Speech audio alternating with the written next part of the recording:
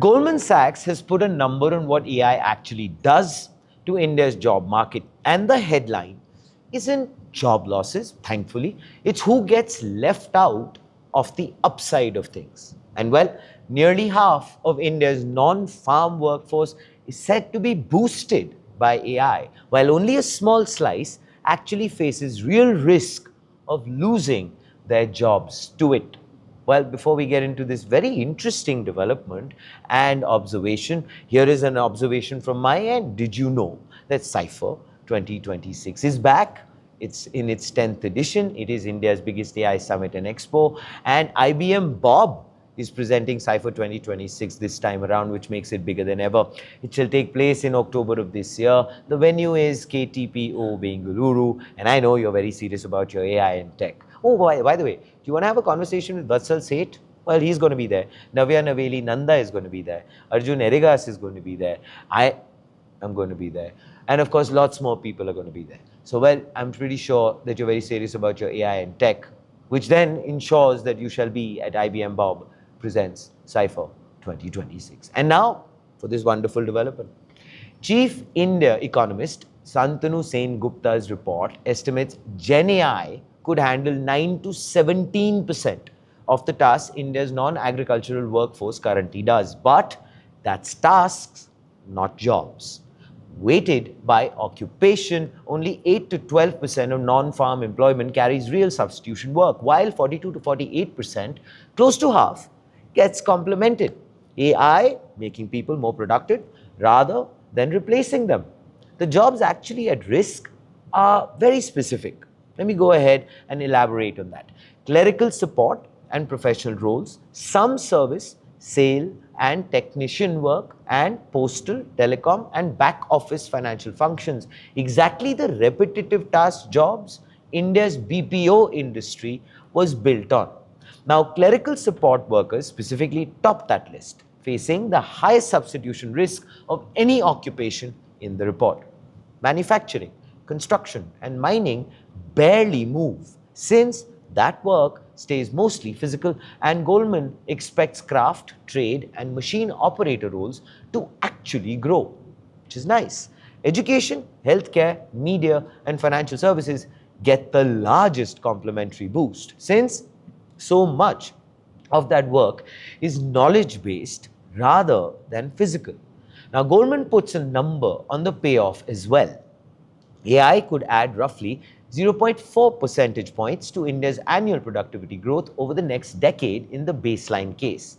Now, with the range running anywhere from 0.1% to 0.1 to 0.8 points, depending on how fast the technology actually advances. But none of this happens without serious investment in computing, power, data centers, reliable electricity, and digital infrastructure. And India currently accounts for barely 1% of global data center capacity. Now, that capacity crunch isn't standing still. India's data center capacity sat at around 950 megawatts in 2024 and is actually on track to roughly double to somewhere between 1800 to 2000 megawatts by 2026.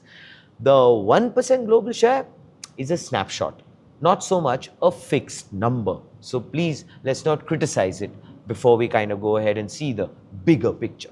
This is, of course, worth reading against India's own data center build-out we've covered here on front page. Adani in Odisha, Google and Reliance in Andhra Pradesh, and of course, this report is effectively the demand-side case for every one of those very projects that I just highlighted.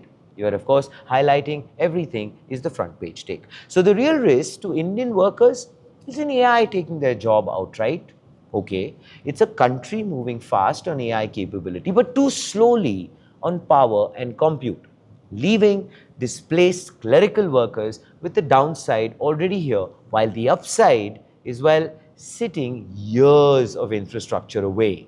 So here's the thing. The IT industry has already run this experiment. Goldman owns numbers show India's 6 largest listed IT services firms cut about 64,000 jobs over 3 years.